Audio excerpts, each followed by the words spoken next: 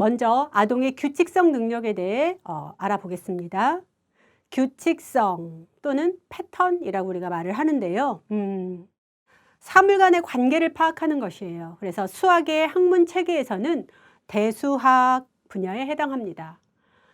패턴은 사물의 모양이나 양상이 일정한 규칙성을 나타내면서 반복되는 형태입니다. 즉, 어떤 기본 단위가 일정한 규칙을 가지면서 반복되는 것을 이제 규칙성 또는 패턴이라고 하죠.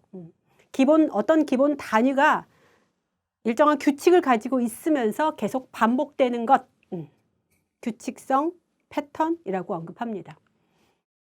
대수는 기본적으로 수학을 잘 이해하는 데 핵심적인 개념인데요. 우리가 패턴을 인식하고 새로 만들고 패턴을 확장하고 변화시키는 이런 모든 것은 아동이 알아야 할 중요한 대수학의 사전 개념이다. 그래서 이 패턴에 대한 그 경험을 충분히 해서 패턴 개념, 규칙성에 대한 이해 능력이 생기면 아이들이 대수를 이해하는 데 아주 준비가 잘 되어 있다라고 봐도 틀린 말이 아니죠. 일상생활 속 패턴은 우리가 욕실 바닥이나 벽면, 베란다, 바닥에 깔린 타일의 무늬, 보도블록 무늬, 거실의 마루에 깔린 나무의 헤링본 무늬라든지 어떤 규칙적인 패턴을 가지고 그 나무를 가지고 깔아서 바닥을 장식한다면 그런 무늬, 보도블록에 깔린 무늬, 옷에 있는 무늬, 커튼에 있는 무늬, 벽지에 있는 무늬, 반복되는 하루 일과, 달력, 수, 체계 등에서 어떤 일정한 규칙이, 그러니까 단위가 규칙을 갖고 반복되는 걸 확인할 수 있어요. 예를 들어 수의 이름이 1에서 9까지가 계속 앞에 단위수만 1, 2, 3, 4, 5, 6, 7, 8, 9, 10으로 반복되면서 뒷자릿수가 붙죠. 그것도 일정한 패턴이고요. 홀수짝수가 반복되면서 수의 패턴, 수 체계 자체가 패턴의 형태라고 보시면 돼요. 그리고 제곱수, 피보나치 수열 등이 수 체계에서 관찰할 수 있는 패턴 혹은 규칙성이라고 말할 수 있습니다. 패턴은 문제 해결의 논리적 방식 중에 하나입니다. 여러 사물의 관계를 파악하고 관련된 특성을 찾아내서 이를 일반화시킴으로써 우리가 예측을 할 수 있어요. 예측을 통해서 우리가 아직 다가오지 않은 어떤 문제에 대해서 해결 방법을 생각해 볼 수 있죠. 그래서 문제 해결의 논리적 방식 중에 하나가 바로 패턴이고요. 예를 들어 기후의 변화를 관찰해서 그 속에서 어떤 일정한 규칙, 패턴을 발견하면 앞으로의 기후를 예측할 수 있죠. 올여름에 얼마나 더울까,